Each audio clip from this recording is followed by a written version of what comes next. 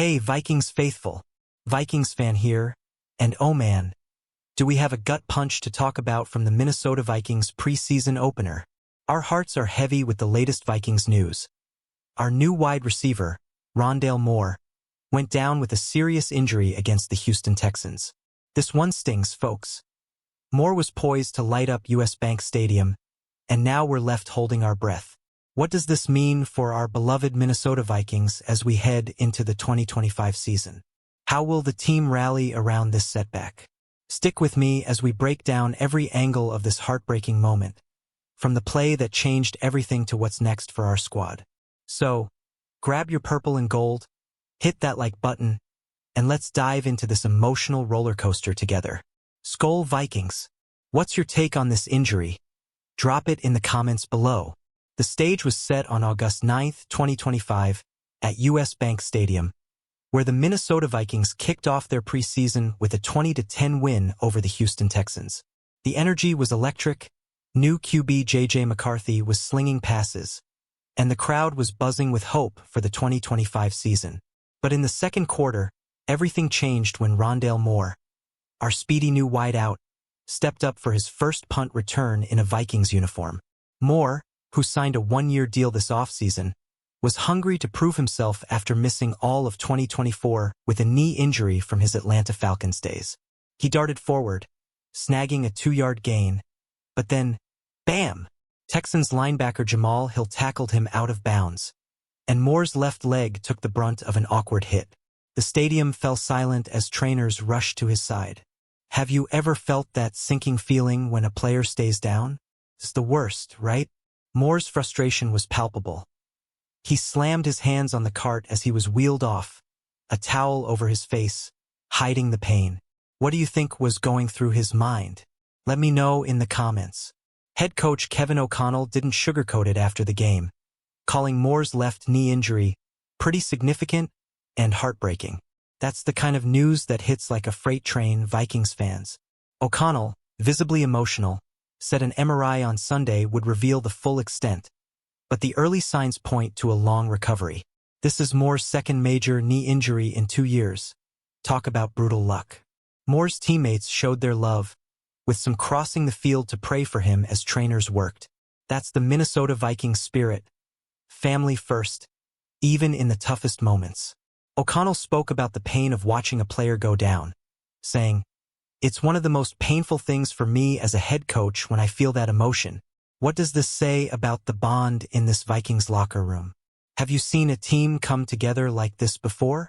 Share your thoughts below, and let's keep the Skol spirit alive. Let's rewind to who Rondale Moore is for the Minnesota Vikings. This guy was a second-round pick by the Arizona Cardinals in 2021, a 5 feet 7 inches dynamo with 4.28 speed who could change games in a flash. At Purdue, he was a legend, 178 catches, 1,915 yards, and 14 touchdowns, with a monster 2018 season earning him Big Ten Receiver and Freshman of the Year honors. His NFL journey, though, has been a battle with injuries. In 3 seasons with the Cardinals, he racked up 135 catches for 1,201 yards and 3 scores in 39 games, but never quite hit that breakout moment. Traded to the Falcons in 2024 for QB Desmond Ridder, Moore's season ended before it began with a right knee injury in training camp. Now, with the Minnesota Vikings, Moore was set to be our punt returner and a potential number 4 receiver. How do you replace that kind of explosive potential? Drop your ideas in the comments. Let's brainstorm together. The play that took Moore down has sparked some serious debate. O'Connell hinted it might have been an illegal hip drop tackle, a move the NFL banned in 2024 to protect players. He said, "It seemed like it had a lot of the characteristics of that, but stopped short of calling it dirty, noting there was no bad intent." The NFL defines a hip drop tackle as when a defender wraps, swivels, and drops onto a ball carrier's legs. Sound familiar? Moore was tackled by Texans Jamal Hill, who pulled him awkwardly over his left leg, leaving Moore writhing in pain. O'Connell was seen talking with refs, likely questioning the call, but the play wasn't flagged. It's frustrating, right? The NFL's trying to phase out these tackles, but they still happen. Should the refs have thrown a flag? Do you think the hip drop rule needs stricter enforcement? Hit the comments with your take, Vikings fans. This injury isn't just a blow to Moore. It's a hit to the Minnesota Vikings' depth. With Jordan Addison set to miss the first 3 games of the 2025 season due to a suspension, Moore was in line for a bigger role alongside Justin Jefferson and Jalen Nailor. His speed and versatility could have been a secret weapon for new QB J.J. McCarthy. Now, the Vikings need to pivot. Names like Lucky Jackson, Silas Bolden, Jeshaun Jones, and Miles Price are stepping into the spotlight. Jackson, in particular, has been turning heads in training camp. Could he be the next breakout star? Bolden might take over punt returns, but it's a tall order to fill Moore's shoes. Who do you think should step up at wide receiver? Are you rooting for an underdog like Jackson or Bolden? Let's hear your predictions in the comments. Moore's injury history makes this news even tougher to swallow. Last August, he suffered a season-ending right knee injury with the Falcons, missing all of 2024. Now, a year later, his left knee takes a hit. It's like the football gods are testing him. At just 25, Moore's got time to bounce back. But back-to-back knee injuries? That's a brutal road. His electric freshman year at Purdue in 2018, 114 catches, 1,258 yards, 12 touchdowns, showed the world what he's capable of. That iconic 49-20 upset over number 2 Ohio State, where he torched them for 12 catches and 170 yards, is still a highlight reel for the ages. But injuries have haunted him since, limiting him to just 7 games over his final 2 college seasons. Do you believe Moore can come back stronger? What's the toughest comeback story you've seen in the NFL? Share it below, Vikings fans. The Minnesota Vikings coaching staff is now in scramble mode. O'Connell's already dealing with another injury from the same game.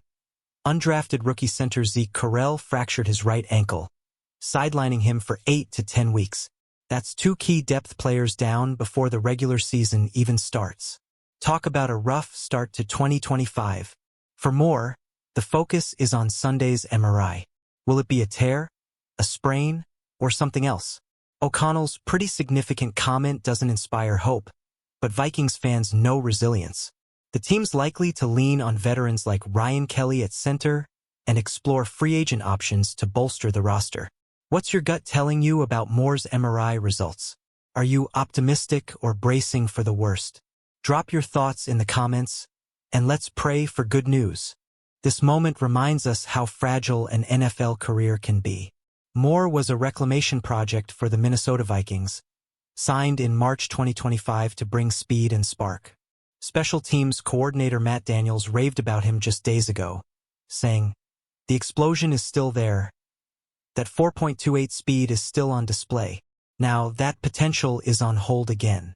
The emotional toll was clear. Teammates praying, Moore slamming the cart in frustration, and O'Connell calling it heartbreaking. It's not just a physical injury. It's a mental battle. Moore's fought through injuries before, but this one feels like a cruel twist of fate. How do you stay positive as a fan when injuries pile up? Got any rituals to send good vibes to Moore? Share them in the comments. The Minnesota Vikings receiver room is now under pressure. Justin Jefferson, recovering from a hamstring tweak, didn't play against the Texans but says he's feeling pretty good and should be ready for the September 8th opener. Jalen Nailor, with 414 yards and 6 touchdowns in 2024, is the current WR3, but he's not a lock. Rookies like Ty Felton could step up too. Moore's absence leaves a gap, especially on special teams. Silas Bolden, who took over punt returns after Moore went down, is a name to watch. The Vikings might also look at Miles Price or Tim Jones to fill the void. The depth chart is getting a stress test early. Who's your pick to replace Moore's energy? Are you hyped for a rookie to shine? Let me know in the comments, Vikings fans. O'Connell's leadership will be key in navigating this storm. He's built a culture of unity, and his words about Moore, "He's not going to be alone," show the Minnesota Vikings' heart.